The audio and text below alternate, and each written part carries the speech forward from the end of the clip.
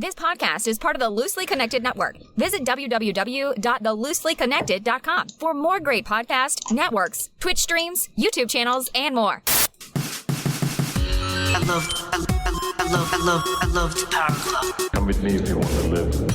I love the Power Club. No time for time travel.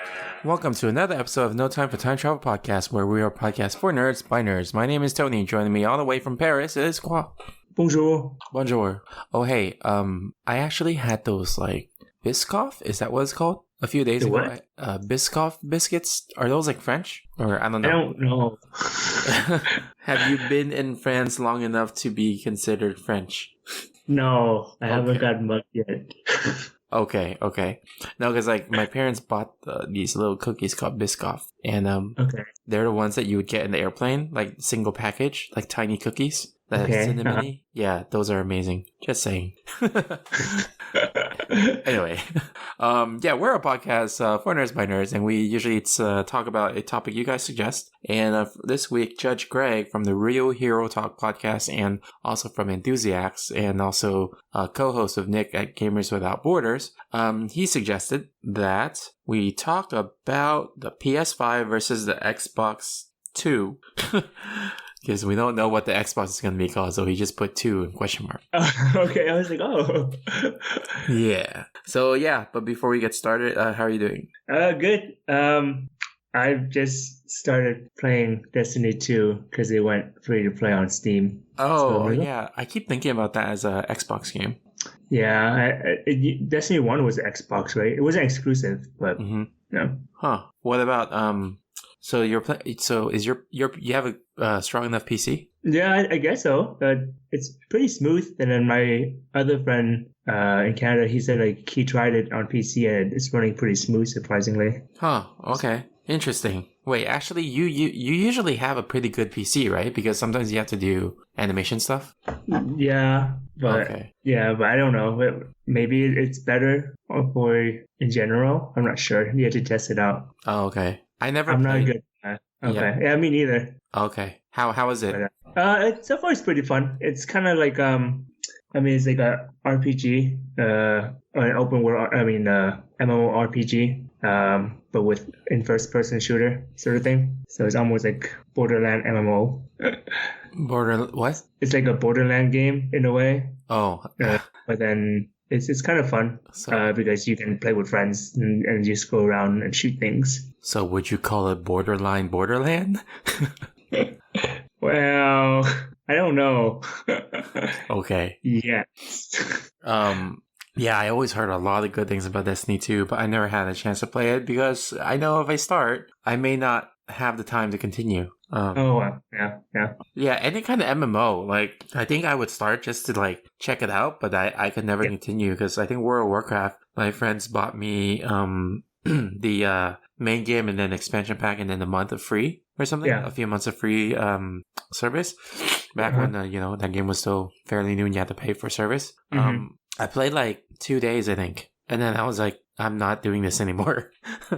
Yeah, I think it's definitely something that you just play. It's like a kind of with friends sort of thing. Mm-hmm. So if you play at more casual levels, I think it's more fun because I'm sure there's a lot of content. But if you play a lot, then you reach the end game or end content really fast, and you just get bored anyways. Mm-hmm. So if you take it slow, then you just do whatever you need. Then you can just level with your friends. It's more fun that way.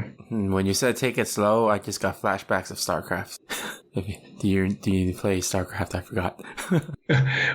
Well, I mean, the StarCraft and stuff, they're more like one game sort of thing, right? I know they have campaign and stuff, but did you play the online version or did you play campaign mostly? I never really played campaign because I really like playing with friends. So. Okay. Yeah, StarCraft was all friends. Yeah, but I mean, StarCraft was kind of what you call it? Kind of like League of Legends then, right? Because it's just one game. Mm-hmm. And then, you can just play and then just stop. And then you don't need to play a lot of it. Mm-hmm. Yeah. Yeah, League of Legends though, man. One game can be almost an hour or maybe even An hour and a half. You know, I didn't like the thing about those kind of games is that you spend so much time in one game and then like up until like 90 minutes or so or almost 2 hours sometimes, like on rare occasions, you spend all this time and all this effort and then you lose and it's like, yeah, it's like a really big build up to disappointment. yeah, and it's like, oh, I just wasted almost 2 hours of my life to get a loss on my record. Yeah. So it's like, that's very true. I agree with that. Yeah, this is why like for online games with records like that, I prefer fighting games because it's like quicker. Like my investment, investment of time into response is not as bad. Like rounds are only like, you know, maybe 5 minutes at most. Yeah, and then there's time limits on rounds too. Like a whole fight can be 5 minutes because a round can be like, you know, a minute and a half, and it could be 2 out of 3. So it's not that much, you know. Yeah. It's kind of like the lifespan of a fly.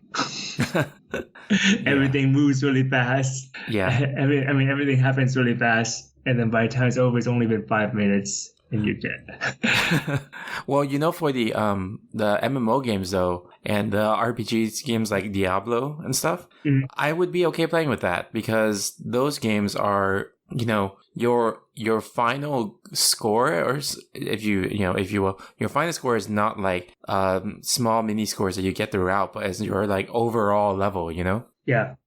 So that's a little better. Okay, yeah. No, I guess like in that sense, it's similar in that case for Destiny 2 because it's you can play against other people if you want to, but you're mostly playing against the bots, so it's like a co-op thing. Oh, okay.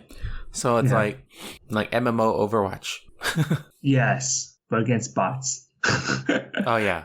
Okay. Yes. Cool. Anything else you do? I think right now I've been looking a lot into like a longboard. I'm trying to see like if I can pick up, was it longboard dancing? Wait, what? Have you heard of that? Longboard dancing? Yeah. Wait, you're talking about longboard like the skateboard, right? Yeah, the skateboard longboard. And you're talking about dancing like with music, right? No, I mean sort of, but not really. It's kind of like I don't know how to describe it. It's like when you you just move side to side and then like weave on the longboard, and then you just do tricks and stuff on it. Oh, that's what it's called? Yeah. Oh, okay. Yeah, no, I know what that is. I've seen that. I didn't know that that's like there's a term for it. Yeah, apparently that's what it's called. I just learned about it. Okay. Cool. Interesting. Yeah. So I'm just trying to find if there's any like longboard that can be shipped to France. They don't have any longboards sold over there? Oh, they do, but they're pretty expensive. And then also everything's in euros, and then they're even more expensive. Oh, okay. and you know how cheap I am. No, you think cheap, but it's really called smart. Yes, I'm very smart. Yes.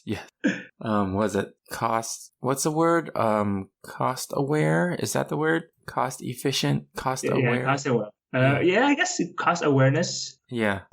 Yes. Cool. So what have you been doing? I went to Disneyland on Tuesday. Was it? Okay. I think so. Yeah, and then we went to the Cantina in Galaxy's Edge.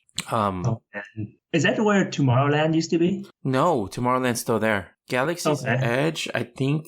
I can't really describe it because I don't really know the layout. But when you walk into Disneyland, you have to go all the way past Haunted Mansion, around like past the area where they have like the Frontier stuff.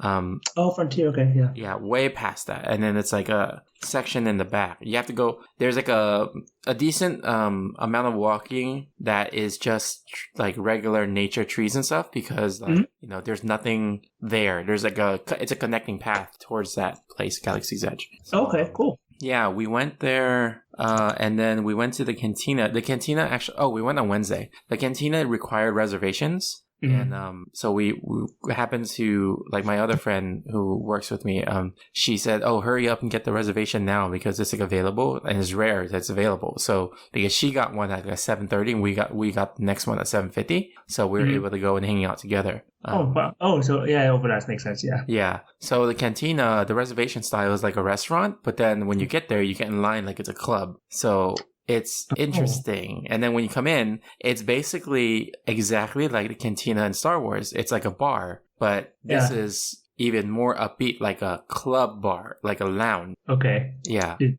they play the Star Wars music? Yes. They also played the cantina song at one point. Yeah. So that was cool. And then they had a DJ, but the DJ was actually a robot that kind of looked like Short Circuit, like Johnny Five. Do you remember that character? No. Kind of looked like Wally. Okay, yeah. Yeah. And then like it was funny just because it's an animatronic, but the robot's head like just bobbed up and down with the music. So cool. It's like not even like, you would think it's like a jerky motion because it's mechanical, but no, it was like a smooth, like humanoid bobbing of your head. He dances smoother than a lot of people. Yeah. And he would like talk in between songs, and it was really cool. Awesome. So is it similar to was it Club 33? Oh no. Club 33 is like the super nice, like hard, like it almost impossible to get into thing. Okay. So low known fact about Club 33, membership is like $12,000 a year. Oh. Yeah. There's a 15-year waiting list. 15 years waiting list. Yeah. Holy moly. Okay. Yeah. You didn't know about this? No, I knew it was like a long time, but I didn't know it was like 15 years. Huh. Maybe we should talk about Club 33 on our next episode. Yeah. Okay. Yeah. All right. Cool. So you guys know what our next episode will be.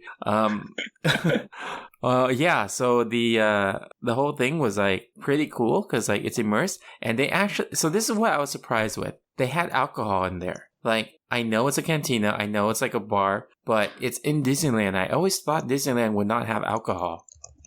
That's very true. Yeah. Yeah, isn't that like a Disney California Adventure thing, right? Yeah, it is. So they had like full on alcohol drinks. Like I had like this drink called Jet Juice, which is a mix of stuff with whiskey, and I'm like, what the heck?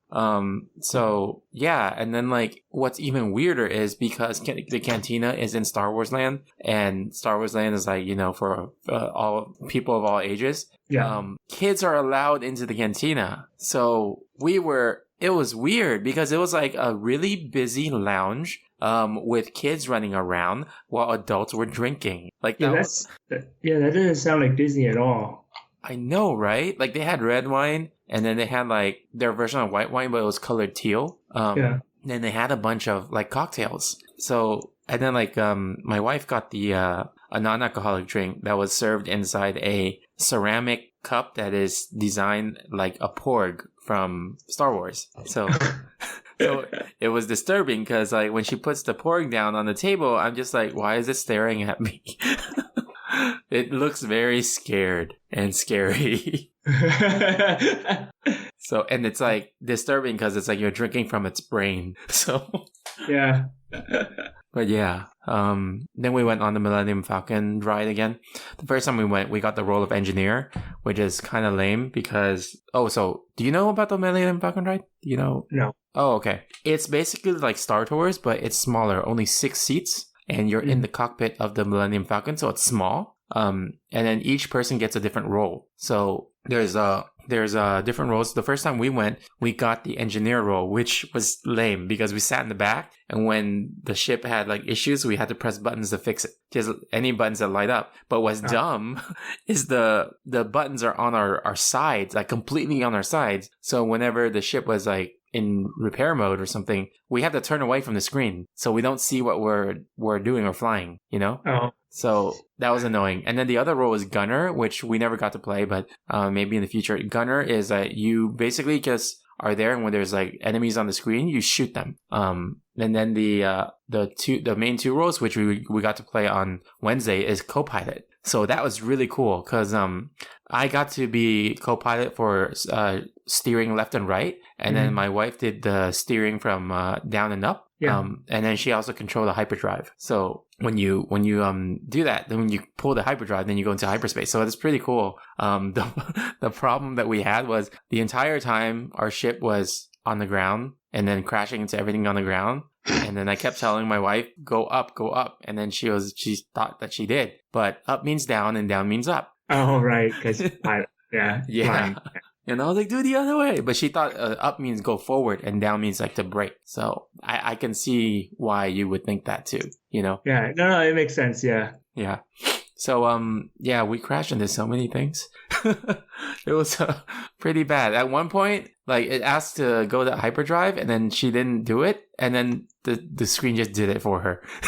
It was kind of like, we're not waiting for you. The game just gave up on her. Like, you know what? I'll just take over. Yeah. But yeah, it's like that kind of immersive Star Tours ride where you feel the movement in the entire ship. Oh, that's cool. Yeah. That's awesome. Yeah. So I mean, that's all we did for Disney on that day. Cool. Yeah. If you do get a chance when you're back in the States, you should check it out. Like, that Star Wars land is pretty cool. Okay. Yeah. Yeah. But yeah. Anyway, let's move on to the news. Yep.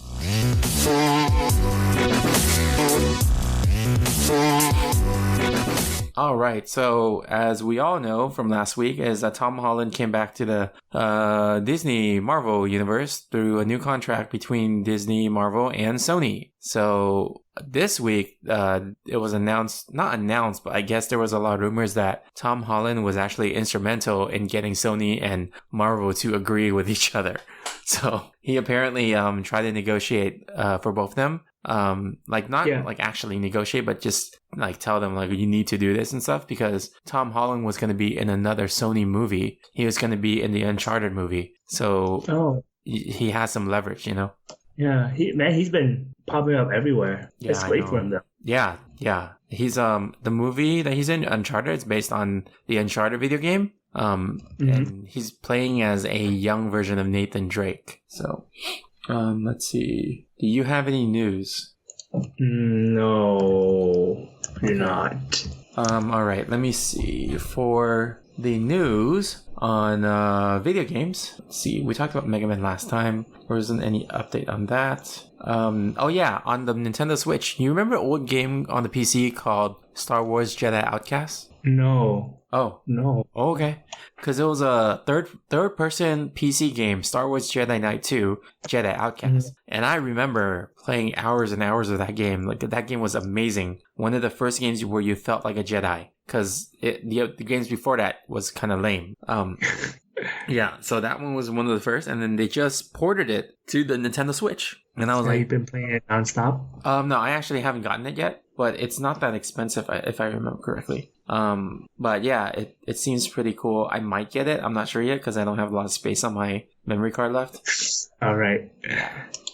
Let's see. What other... oh yeah, so... I talked to you about this a little bit before, but Avengers, the new video game by Square Enix, they have announced that they will be having a Earth's Mightiest Edition, which is basically a collector's edition. So, in the collector's edition, you get like this little metal case for your game. Then you have like an emblem of the Black Widow logo. Then you have a little like, it looks like a keychain of Thor's hammer. Then you have a bobblehead of the Hulk, and then you have a statue of Captain America, and then you have this lame poster of like the video game characters like standing in a photo op pose, which makes no sense because it's a video game portrait. Yeah.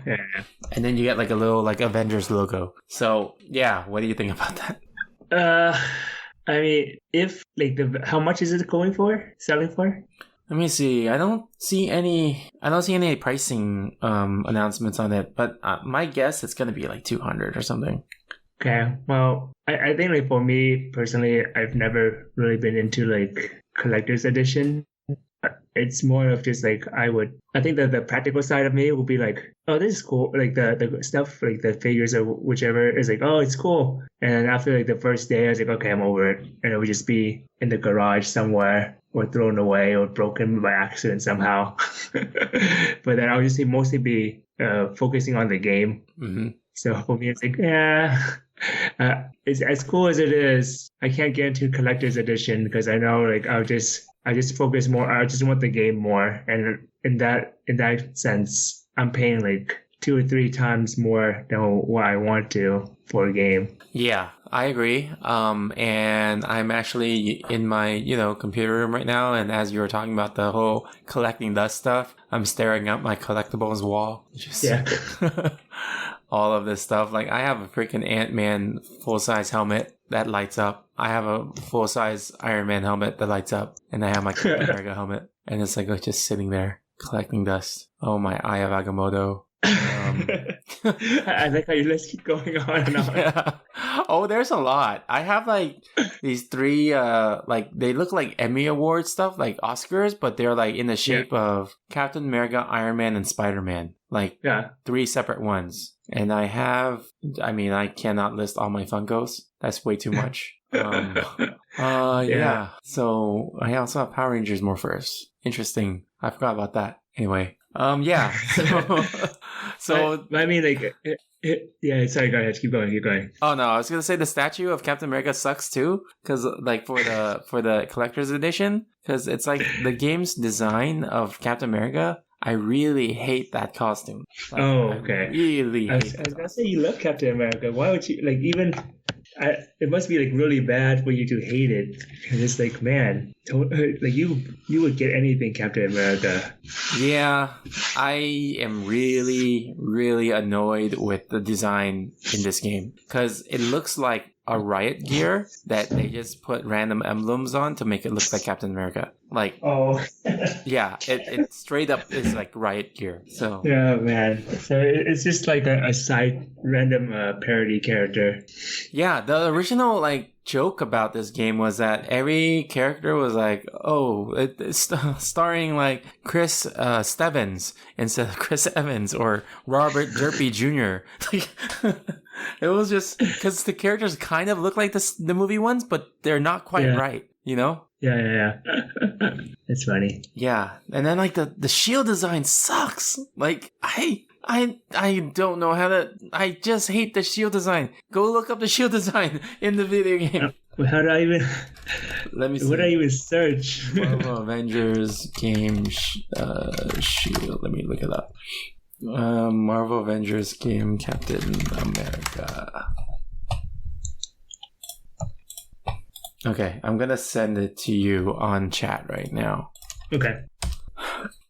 Okay. So it is sending over. Just sent. Okay. Now look at the costume. It's so annoying. Like, it's not even like a costume. It's just like armor with a star in it. What's the original costume? Like in the show, in the movie? I forgot. Let me see. Captain America Endgame.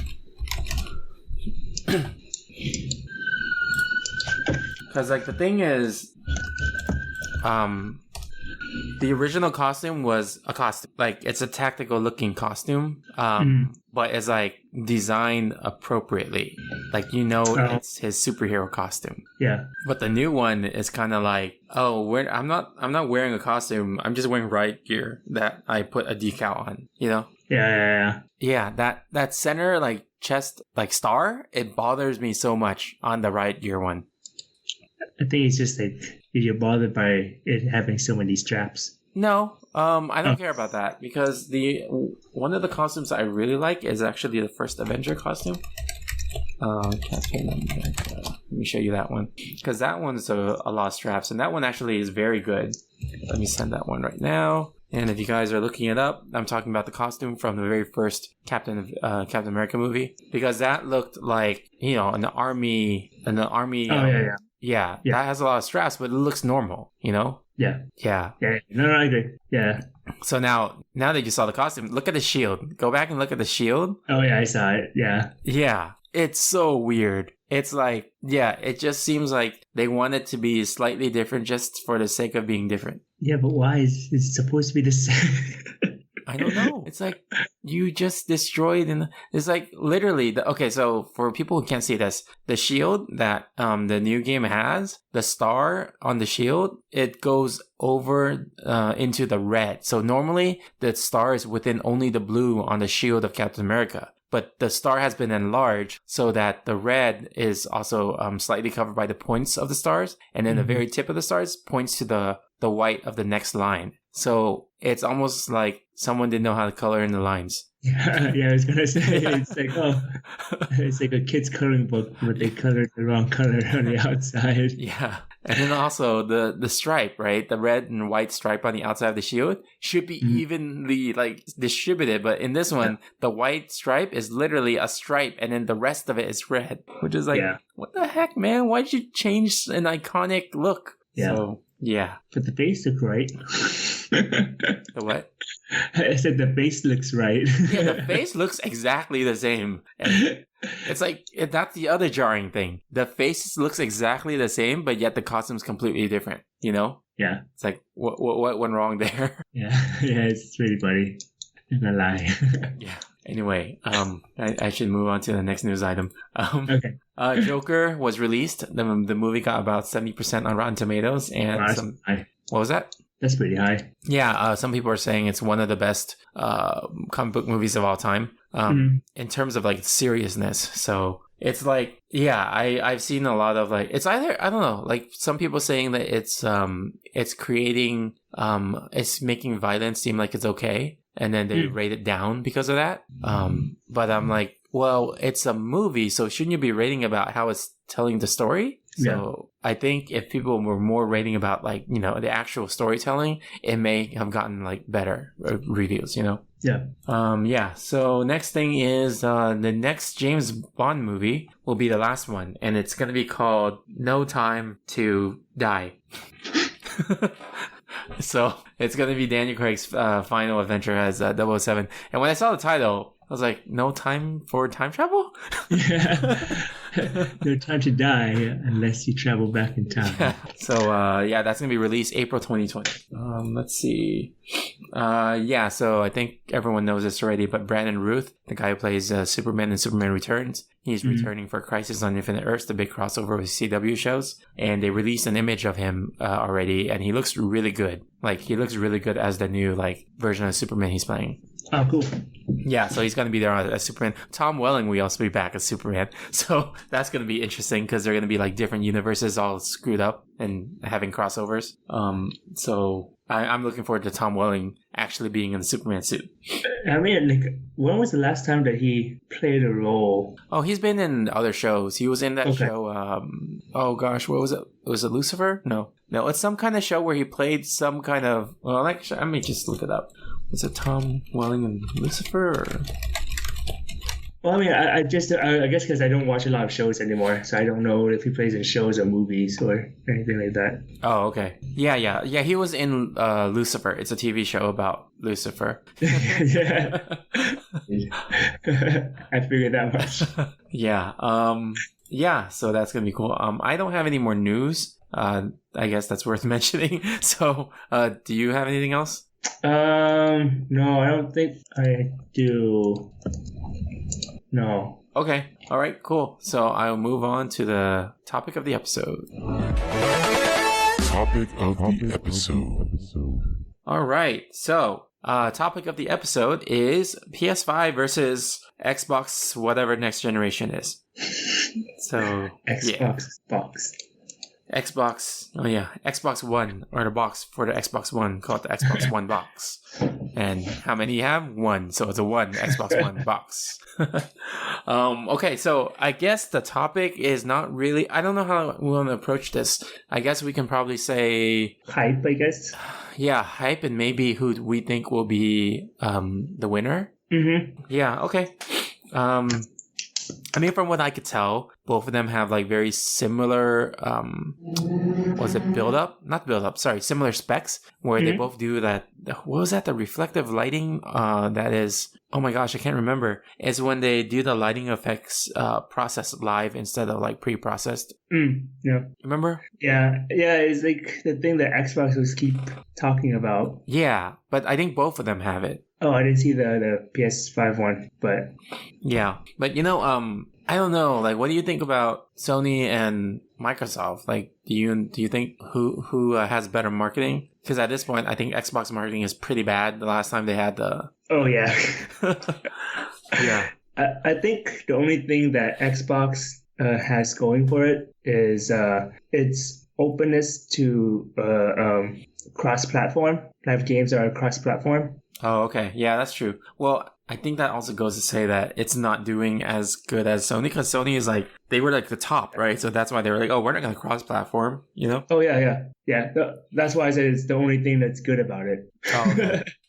Yeah, but it's like that's the only thing. But in terms of PS5, I don't know. Like I'm trying to see like if you have since you have PS4 right now, what do you get out of the PS5 that the PS4 can't do? I mean, the companies just do like, better graphics, better. Yeah, I don't really care about graphics. I just care about the game design. Yeah, 'cause I think like at this point, when you have like a console for so long, and like we've hit the generation where everything is really good in terms of technology already, like for consoles at least, it's kind of like, okay, well, we're gonna give you like another 10%, but you have to buy a new one, and it's a PS5, and it's a PS5 exclusive. So did they say anything about backward compatibility? I don't remember. I think, let me see, because I remember we had a discussion about the PS5 leak a while ago. And then we talked about the specs. I just can't remember it. Let me see. PlayStation 5, is it going to be backwards compatible? Yes, it will be backwards compatible with PS4 and PSVR. Okay. I think like the only exciting thing for I probably with its higher technology, more advanced technology, it will give a better option to its VR options. Yeah. But that's it. I remember too, like that. I think PS5, one of the draws to it for me was that they said the PSVR would be forwards compatible. I don't know what the heck that means, but it just, you can use it with the PS5, I guess. So it's like I wouldn't have to get like a brand new PSVR system, which is interesting that we say it out loud, because a few days ago I was really thinking about selling my PSVR. So now I'm like, maybe I should just wait till the PS5. Yeah, well, who knows? But then you're also pretty invested in the Quest. Yes, I love the Quest. There are so many cool things on it. And I think that's really the future. Yeah. But I guess in terms of like the PS5 and the Xbox, I think generally like the PlayStation Sony has been putting out better games than Xbox. Yeah, that's true. Xbox, I don't really know what it has. Well, it does have good games, but then that goes to show that Xbox doesn't really market well. Yeah, and then based on how like they marketed for the new Xbox with like all the executive people talking about the technology, we clearly saw how the marketing was. It's like, oh, this is gonna be so good. It's gonna like, in combination of like all the processors and the SSD and the solid state. I'm like, wait, what? Like SSD and the solid state? Did you just say the same thing? Yeah, I was like, I don't know if you know what you're talking about anymore. Yeah, and the whole thing was just they kept saying the word immersive, but didn't really say why. Yeah, or explain what they meant by immersive. Well, the thing they explained was the whole like loading thing, right? It's like no more screens where you wait in an elevator so the game can load. I'm like, I didn't really care about that. Yeah. Yeah, that thing was a bit questionable. Yeah. It's like they're focusing on a problem that nobody thought was a problem. Yeah. Well, they're going to be like, you see, that was a problem that we fixed. Just to say, oh, we were able to fix that problem. Maybe it's one of those things where like you don't know that you wanted it until you get it, you know? Yeah, I guess maybe. Yeah. Yeah, it's kind of like those, it's one of those quality of life sort of thing, maybe. But I feel like there's something is bad. It's not bad, but something maybe it is with like the whole marketing that you mentioned that doesn't really draw me into Xbox, because I don't know there's no Xbox exclusive games, right? Everything is There are pretty much. Oh, there are. Okay. Yeah. Yeah. So that I don't know what Xbox exclusive games there are. That's how bad the marketing is. You don't know about them. Yeah, I don't even know what's a good Xbox game. Well, Xbox, Microsoft does own Rare, so Rare games are exclusive. Yeah, what other companies? I remember Microsoft recently bought another company. I looked up Microsoft purchased and then showed LinkedIn. I'm like, yeah, I know they own LinkedIn. Well, actually, put it this way: if Sony becomes, we'll have like games that are not PlayStation exclusive, then I think they're on pretty even terms then, right? Yeah. I mean, Sony has a lot of support. Like, everyone always knows that the Sony, well, I guess the support comes from knowing that Sony is like the best system right now, like in terms of like, the most popular. That's why people support the system, like developers. Yeah. So I guess it's like the launch titles. What's going to make the system better than the other? Yeah.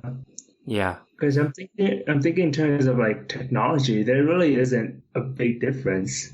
Yeah, I don't know, but yeah, I don't really know what the difference will be for technology. Maybe the only thing is that Microsoft doesn't have a VR support. Right now, I guess. Yeah, that's probably the only difference I see. But because Microsoft, their Xbox system is more like a PC, I wouldn't be surprised if Oculus was able to be connected to an Xbox. That's what I'm thinking as well. Because I'm thinking Microsoft is just going to be more of a console PC, a PC console or whatever. Mm-hmm. But so it's you're pretty much playing a computer or using a computer just for game stuff only. Oh wow! I just looked up Microsoft VR, and then one day ago, like literally yesterday, there's a bunch of news articles that say Microsoft has patented a VR mat. There we go. Xbox DDR. What is a VR mat? I think it might be like, you know how you can move around? Oh, yeah. Right? It's a boundary mat. Oh, okay. Yeah. And then they also patented a new motion controller that looks like a cube. It looks like a box. Oh man, I can't wait for like YouTube videos of the unboxing the box. I have my box. Yeah, I'm looking at the patent design. It's like the hands doing like the motion gestures for a motion controller, but they're holding a little cube in their hand. Huh, that's funny. Tesseract? Yeah, kind of like that. Oh, that's cool. Then you get a Tesseract. And then they also patented a stylus. That's kind of weird. So VR stylus in the air. Okay. But yeah, I guess which company do you think then? I at this point, if we had to choose, which company would you think is going to be better? Like which system will be the winner? I found that term, by the way, is ray tracing. Oh, ray tracing. Okay. Yeah. Personally, I think Sony will probably come out more better, just because, like you were saying, the marketing is better, and I don't think it's anything like Xbox is doing wrong in terms of technology and games. It's just like you said, the marketing. Nobody knows what's happening, and then Xbox is just considered another console, and they don't really have anything going for them because they don't know. Well, people don't know what Xbox is known for. Yeah. Oh yeah, we talked about the code name they had. It was Scarlett. That was what it was. Xbox Scarlett. Oh, Scarlett. Yeah, right. Project Scarlett. Now I remember. Jeez. But yeah, no, I agree, because the other thing too is that we don't know yet, or at least I haven't heard about Xbox backwards compatibility. Yeah. But PS5, it's going to have backwards compatible, and I think PS4, PS3. Well, I don't know about PS4, but PS3, when it launched, it had backwards compatibility. So it got people to buy it more just because they already have that library of games they can use it on. So, yeah. So I think when PS5 gets released, there's going to be kind of like a more feeling of, okay, I can get this because my old games will work, you know? Yeah. But if I had to choose, I would choose the Nintendo Switch 2. Isn't that the new Switch where it just doesn't have the mini or whatever? Doesn't have the dock? Oh no, that's the isn't that the Switch Mini? Oh, okay, yeah, the mini. Okay. Oh, you're talking about 2, okay. No, I mean like the next iteration of the Switch. I'm sure it's yeah. Yeah.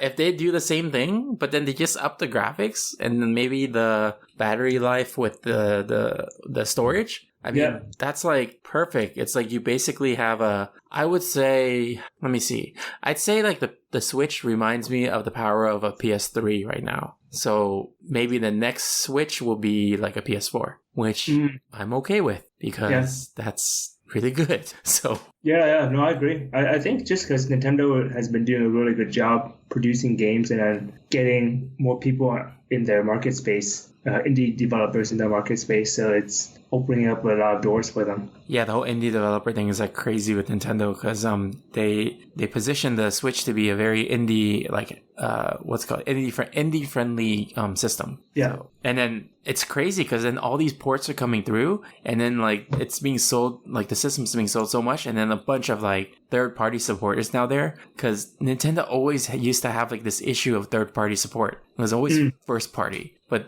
I think the Switch has probably the most third-party support I've seen, like maybe since SNES. Oh, wow. Yeah. So, yeah. Anyway, is that all we got about the topic? Yeah, that's all I got. Okay, mailbag.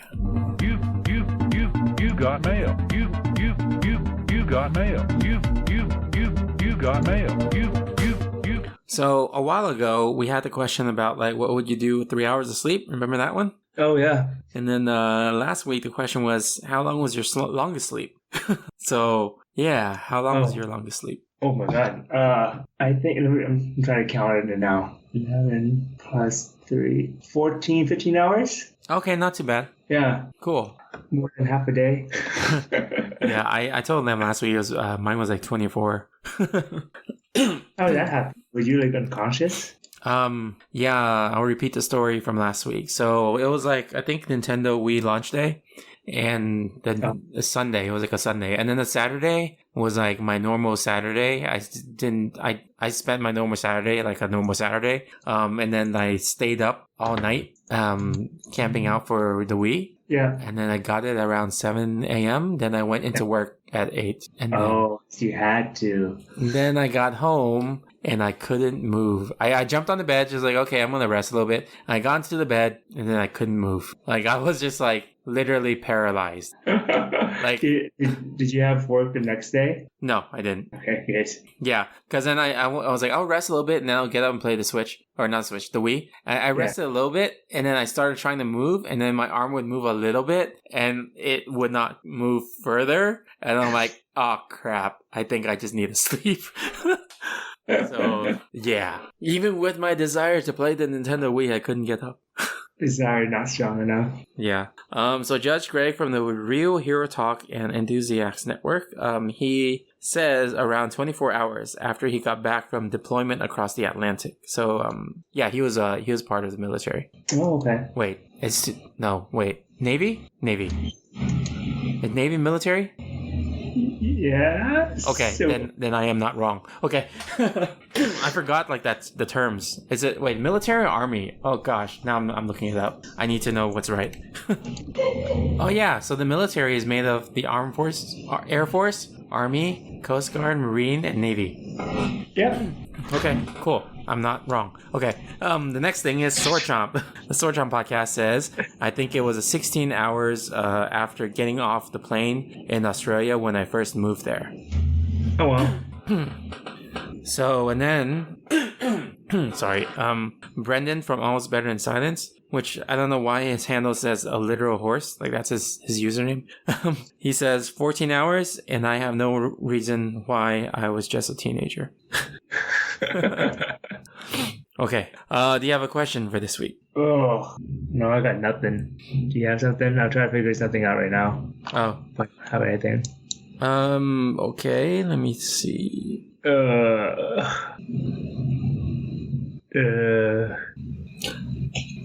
I guess. Oh, yeah. We should just ask them. Like, was it PS5 or Scarlett, and why? Yeah, sure. Okay. So, would they get the PS4 or the Scarlett? PS5. PS5. Sorry, Yeah. the PS5.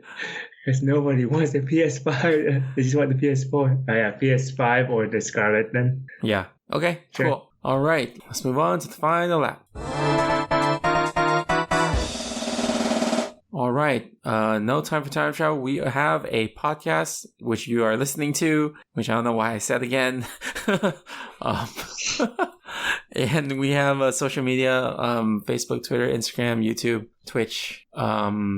Oh, hey, Vince is finally back. Your friend Vince. man. I was gonna say like, I don't think my friends are doing it anymore, but then I guess he is. Yeah, because the other day, like, I retweeted his stuff on the Loosely Connected network, and then he responded with "Thank you for the endless support." Yeah, so yeah, he's still around. yeah. I think he's just it's more of a casual thing. Yeah, so Hype Man Vince, check him out. He usually does live videos. The latest one that we retweeted on Loosely Connected was he was doing Zumba. Oh, yeah. I mean, he will be good at it. Okay, let me see. I want to load this to see like what this is because it says Zumba and then something with chat in my ear. Oh, so he has the chat in his ear while he's doing Zumba. Oh, gosh. Yeah. What else? Like he did a few things recently. I want to just call out another one. Where is it? Let me see. Sorry, guys. Oh, there's another one called You Jam Dance Fitness with chat in my ear. Is he just doing like dance like stuff now with chat in his ear? I don't know. I guess so. I guess the first one is I don't know what You Dance is. You Jam. Oh, You Jam is. I have no idea either. But yeah, I mean he enjoys dancing, so it makes sense. Yeah. Yeah, and if you guys want to send him a fan mail, he actually has a P.O. box. It's listed on his YouTube, so even if I tell you guys here, it would be okay. So his P.O. box is 11464 Westminster, California 92685. Yeah. No. Yep. Anyway, Yeah. No time for time travel. Signing off. Hurdy Warp Speed. See ya. Bye. I love Power Glove. Come with me if you want to live. I love Power Glove. No time for time travel.